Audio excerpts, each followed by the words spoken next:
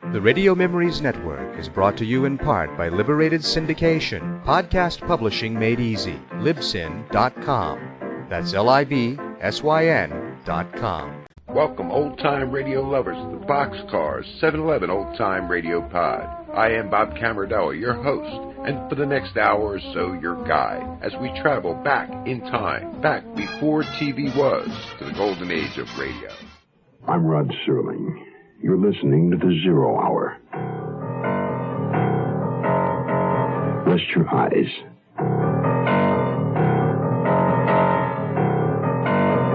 Exercise your imagination. This week, Bill S. Ballinger's sound portrait of an unlikely hero. The Heir Hunters.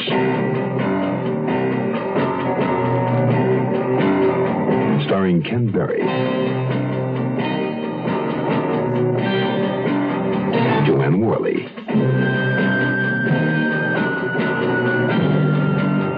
and Edgar Bergen.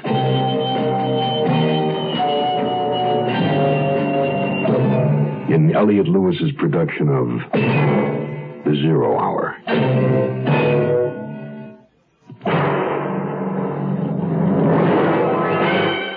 Mutual Broadcasting System presents The Zero Hour. Sponsored in part by makers of Wrigley Gum, the Colgate-Palmolive Company, makers of Cold Power, and the Chevrolet division of General Motors. This is The Zero Hour on Mutual Radio.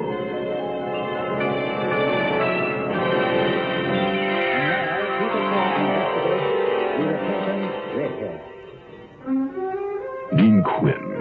A young man in his mid-20s, a third-year law student, charming, cheery, and suffering from chronic pneumonia. He looked for and found the silver lining in his cloudy health. He called it California and went there. He found a job passing handbills door to door at a rate of $4 per thousand. He found a girl, Beth Temple, tall, very, owner by inheritance of El Cairo Bungalow Court in Hollywood, and alone. Dean found a home, bungalow number 9, and he found upon waking a lump in his mattress. 10 hidden bank books belonging to Edgar Rhine, the late former tenant, and representing a lump sum of $100,000. 10 bank books, an old newspaper clipping, and an idea to find the rightful heir, and perhaps some spending money as well. Dean Quinn found a lot of things. He must have, because someone is trying to kill him for it. The Heir Hunters will continue in a moment. This is Gene King for your Better Business Bureau. Homeowners can save 15 to 30% on their winter heating bills by installing weather stripping around doors and caulking around all windows. A quarter-inch crack under a door leading to an attic or other unheated area may cost $4.50 per winter in lost heat. Incidentally, you can also increase the wintertime comfort and decrease the heating bills you'll have to pay by installing storm windows, which reduce loss through windows by 50%. Storm windows usually pay for themselves in 7 to 10 years, and thereafter return an annual dividend of 13 to 18% in fuel savings. Another way to reduce loss of heat in winter is to install proper insulation. In a cold to moderately cold climate, a homeowner can save enough on his fuel bill to recover the cost of the insulation within 8 to 12 years. A consumer tip from your Better Business Bureau. What have you done?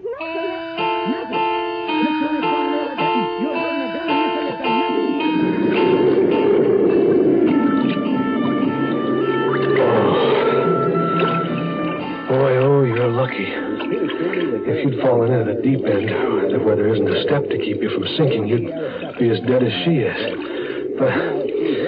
But how? Walden.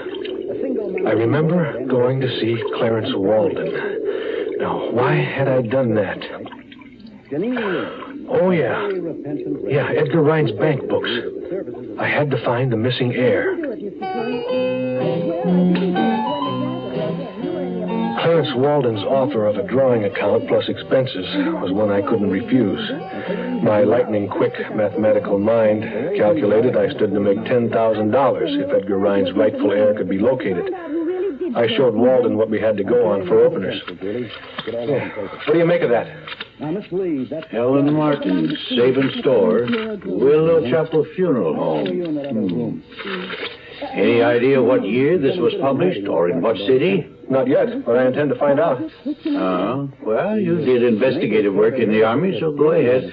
I'll leave you pretty much on your own. But there are a couple of shortcuts in this business that are handy to know. Like what?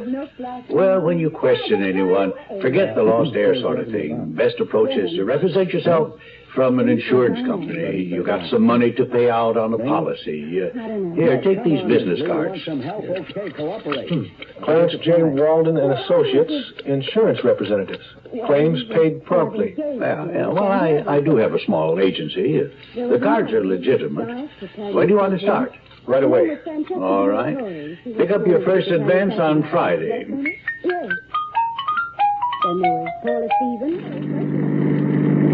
I headed back to El Cairo without the slightest intention of cluing Beth in on anything. It's not that I'm greedy, but I figured even to just tell her might complicate matters. And there was a glass with lipstick on it. I'm back. I'm in here, taking a bath. Anything new? I found a job. Not much, but it'll do till something better comes along. You got anything to eat? You got a new job. That's wonderful. I'll be right out. Yeah, selling insurance. Sergeant, take Miss Lee away, please. A small company. Mr. Troy, I did... Selling insurance. That won't pay very much, will it? With a drawing account, I'll get along. Are you going to keep living here? I may have to travel a lot, so I don't want to waste money on rent. I'll finish cleaning out number 9, and you can rent it again. With old Rhyme dead, there's no reason to continue his lease. Well, there's no reason you couldn't stay with me. Here. You're not going to be making all that much money, and in your spare time, well, you can help out around here. I'll tell you what. Go ahead, rent out number 9. I'll stay with you, but I'll pay half the rent. You'll be money ahead, right? There's coffee in the kitchen. I'll put on my captain. I rapped with Beth over the coffee, bringing the conversation around to Edgar Rhine. The first time she'd ever met old Edgar was when she came down to Los Angeles for her dad's funeral. Naturally, she was more definite about her own family when I asked. My folks were married in San Francisco and were living there when I was born. Dad wasn't a very good businessman. Finally, they just gave up. Dad moved down here and Mother stayed in San Francisco. I lived with her. Well, she worked until she died. By then, I was 18. What was your mother's maiden name before she married your father? Josephine. Oh, Tully. Everybody called her Josie. Why? No reason. May I see Mr. Troy? You got anything else to eat besides fruit? We will have coffee. Oh. Yes, of course. Excuse me. Got a new deck here. The old one's seen better days. Yeah. Like I was saying, it's logical to assume that Etta Rhine Martin was Edgar Rhine's daughter. Her daughter, Helen Martin, has got to be Rhine's granddaughter. If she's still alive, Helen's a grown woman by now. The Funeral Directors Association has no record beyond 10 years of a Willow Chapel funeral home. Our only lead left is Sabin's, the name of the store on the back of Etta's death notice. We have to locate the city it's in. Well, I'll send out a letter to all the Manufacturers Association, retailers, organizations, and credit reporting companies. Maybe pull in something on Sabin, you know. But it'll take a while, though. Meanwhile, I'll talk to Alvin Hyatt. He's the administrator appointed by the court for Rhine's present estate. Keep plugging away, boy. Hard work pays off. Any chance on calling today, Friday? I will tomorrow. I may need some scratch.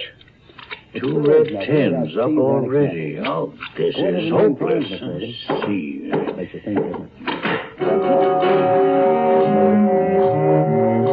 Alvin Hyatt was an attorney with offices in a bank building on Broadway, downtown Los Angeles. The tax assessor had turned over to him all of Rhine's possessions and papers to put through probate. Don't go digging around for any other motives, Mr. Troy. None. Mr. Hyatt, my card. Oh, how you do, Mr. Quinn? Please be seated. Do you take a delight... After you phoned, I dug up the file on Edgar Rhine in this folder. Oh, thanks. Well, I'll unveil it. ME's death certificate. Cause of death, stroke. Hey, a driver's license. Expired 1960. Yeah, but it gives his birthday. February 17th, 1897. Now, about that. He wasn't married? Lady, please, just wasn't married. Well, it doesn't mean he was never married. He might have been divorced or a widower. Oh, sure, you're right. State of Washington license. Seattle address. Thank you, Mr. Hyatt. Oh, Mr. Quinn? Yes? The folder?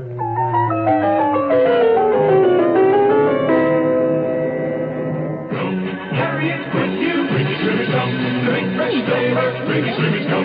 Carry it with you, Brady Swimmers come. The big fresh flavor, Brady Swimmers carry the big fresh flavor. Wherever you go, whatever you do, it's the fine spearmint flavor. The great Brady taste, delicious as Brady Swimmers come.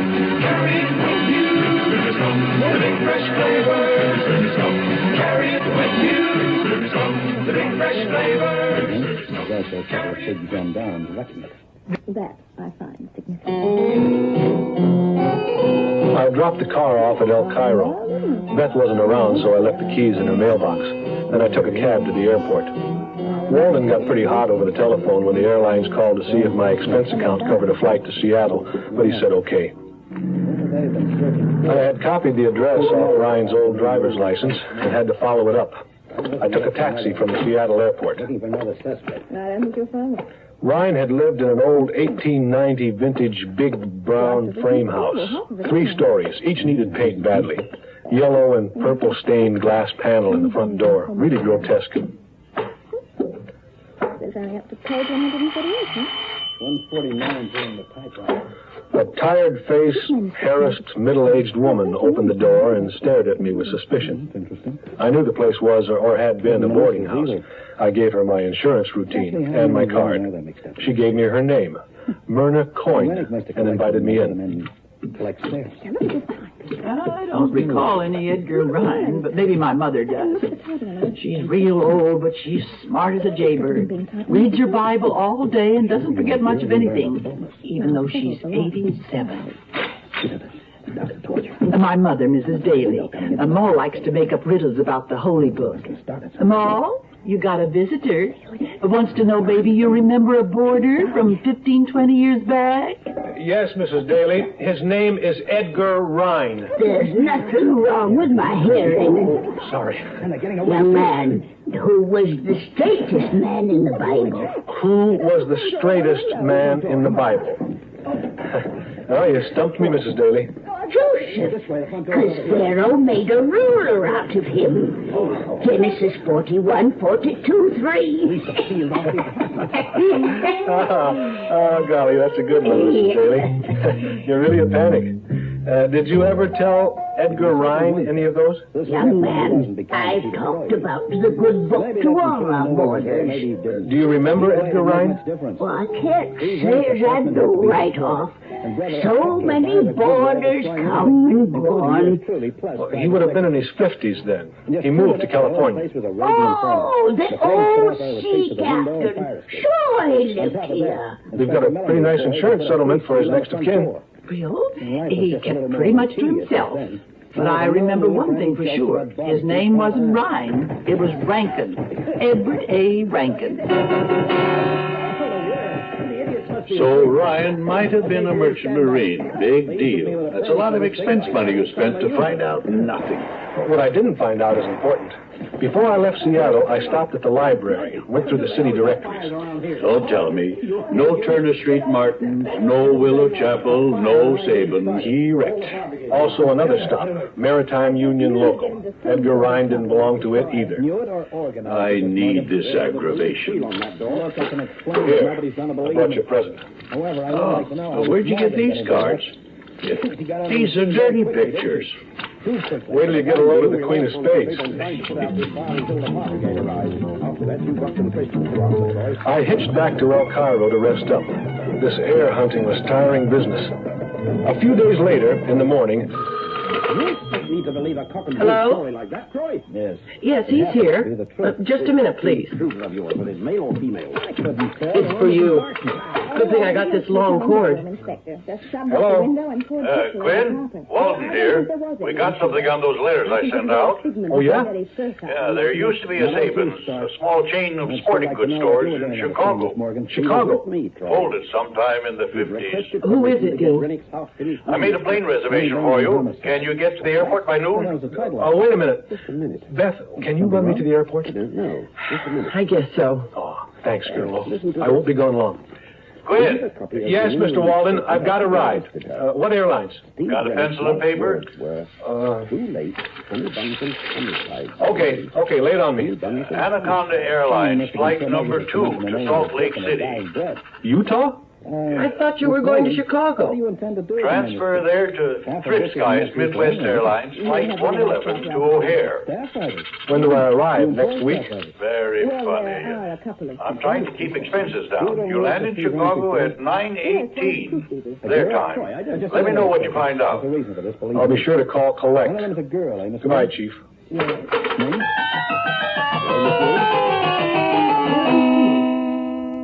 One, two, three. You will see. The Nova 6 makes sense today. 2, 3, 4. Count the doors of the Chevy Nova 6. 2. The Chevy Nova 6 two-door coupe, the young happy one, with stripes if you order them, and that practical 6-cylinder engine. 3. The Chevy Nova 6 hatchback, the door on the left, one on the right, and a big hatch in back. Flip the back seat down, and you've got a Nova 6 that thinks it's a station wagon. 4. The Chevy Nova 6 four-door sedan, sincere from the start. The attractive arithmetic of four-door comfort and convenience, plus 6-cylinder economy. Can you hear? The numbers say the Nova 6 makes sense today. Hey! Chevrolet makes sense for America. You wanted to see me, Mr. Troy? Yes, you're Helen Fremont. I made it to Chicago unscathed, no thanks to either airline. The only 2 times I unbuckled my safety belt were when we landed. I came out of it okay, but the cab driver who drove me into the city asked a lot of questions about why my nose was bleeding. I had a headache, too, but it was too cold to notice. The wind whipping off Lake Michigan reminded me how stupid I was to leave my heavy coat in California. The house at 119 Turner Street had 4 apartments, 2 up, 2 down. No name of Martin on the mailboxes, so I tried the first door. The little card in the door had just one word printed on it. Pasek. A big, tough, heavy-set guy somewhere in his late 60s opened the door.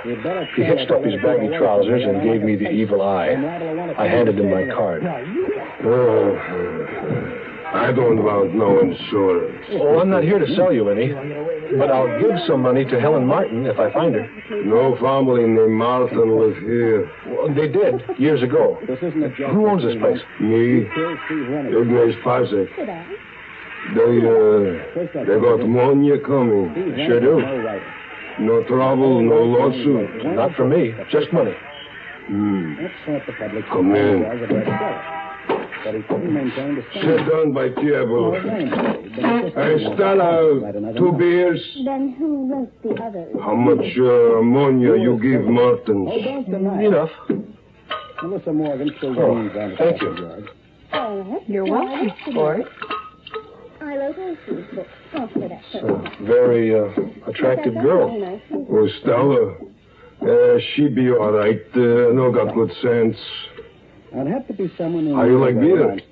Well, 30 above zero is hardly beer drinking weather, but it's good. Yeah, plenty good. My brother makes it.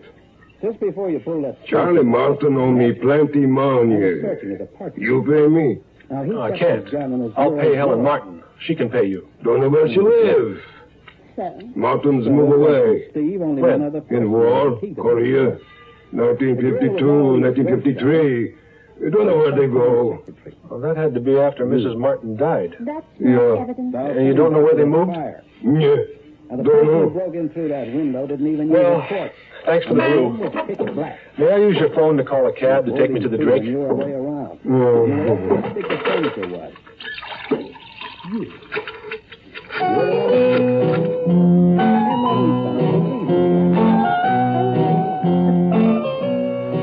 On the way to the hotel, I asked the cab driver if he could run me by the Willow Chapel funeral home. There wasn't much to it.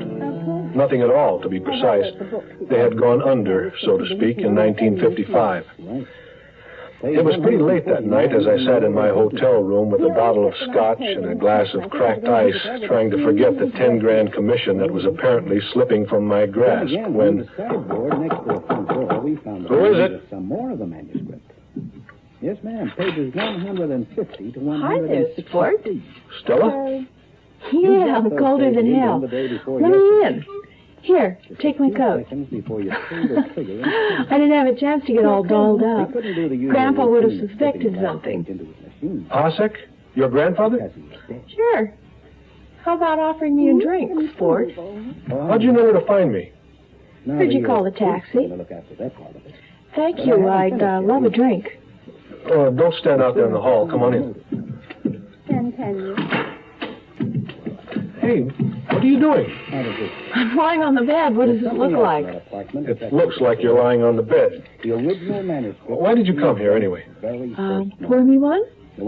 How old are you, Stella? Old enough. Did that have to be the first? What do I owe this visit? My personal charm or what? Here, here's your drink. For Helen, You sure took long enough. Maybe I like you, Sport. Also, maybe we can help each other. That's two maybes. Today, Grandpa didn't tell you all he knew about Charlie. What do you mean? Now, you're going back to Hollywood, right? You take me with you. Boy, oh, you didn't hear that. Stella, let me put it to you this way. You're an attractive girl, but you don't stand a chance out there. I don't want to be a movie star. I'll find a job, anything, just so I can get out of here, away from Grandpa. All I want is money for a bus ticket, and I'll tell you what you want to do. Huh? Fair is fair. And you let me stay here till I go. That's not fair. Okay. Try to find out for yourself about Etta Martin and Charlie and Helen Martin. Where's my coat? Oh, wait a minute. Look, I can't let you stay. If your grandpa and your father find you here, they'll tear me apart. I'm very breakable. I asked for my coat. Oh, look, Stella. In California, you're going to be on your own. I'll get you there, but that's all. A real gentleman doesn't keep a lady waiting for her coat. All right, all right. All right, you can stay here till bus time in the morning. Now, about your grandpa and what he didn't say about Charlie Martin. You understand, my grandpa didn't tell me this. But when my mama was alive, sometimes I'd hear her talking with my old man about Charlie Martin. No, go ahead. When Grandpa Pasek was young, he was always chasing women. He liked pretty girls even after he was married. In those days, he had a good job on the railroad. So did Charlie Martin. The two of them were very, very good friends, so Grandpa rented Charlie and his wife an apartment upstairs. Charlie was younger and even bigger than Grandpa, and Mrs. Martin was very pretty, and Ignace, the old lech, had his eye on her. Yeah, I get the picture. Well, maybe Etta was a good woman and didn't give in. Maybe not. Who knows? Yeah, keep going. Well, the Martins had a baby, a little girl they called Helen. Then Mrs. Martin got sick and died. Everybody was quite surprised because she was such a young woman. There was a big funeral at the Willow Chapel Funeral Home. Are you going to keep on interrupting, or can I go on? I'm sorry. All right, so Charlie Martin came back to the apartment after the funeral and went out in the garage and beat the hell out of Grandpa. Nearly killed him. Remember that big scar? I remember. How about a refill? Finish first. So Grandpa had to go to the hospital. When he got out, he came looking for Charlie. He wanted to get even, have him arrested, sue him or something. But he couldn't find him. Charlie was gone. Where did he go? Joined the Army. Where's Charlie Martin now? Still in Korea, but he ain't coming back. Why not? Charlie Martin is dead.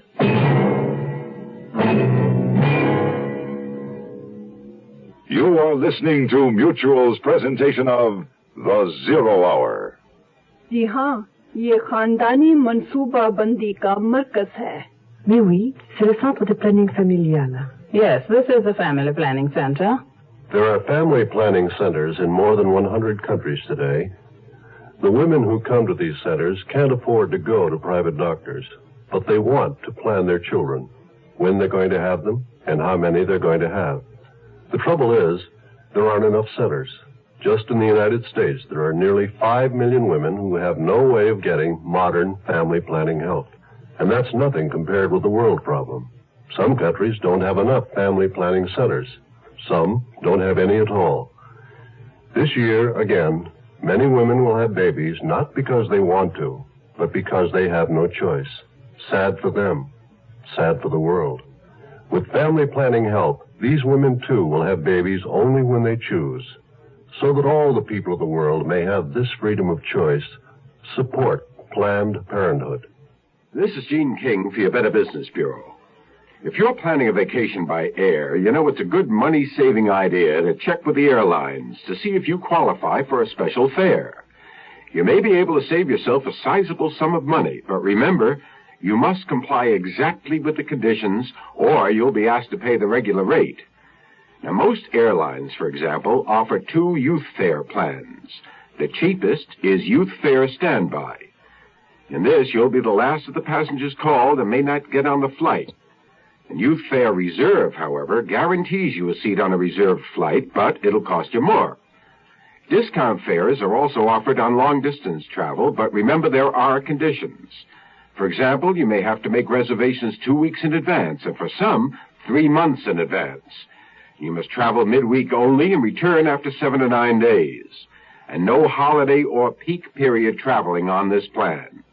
A consumer tip from your Better Business Bureau.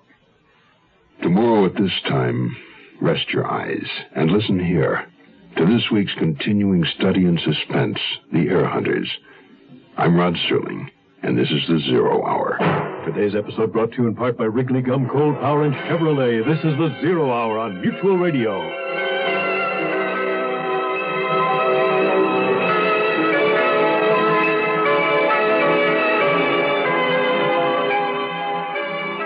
You have been listening to The Zero Hour, a presentation of the Mutual Broadcasting System in association with Hollywood Radio Theater, heard every weekday at this time. Rod Serling is your host.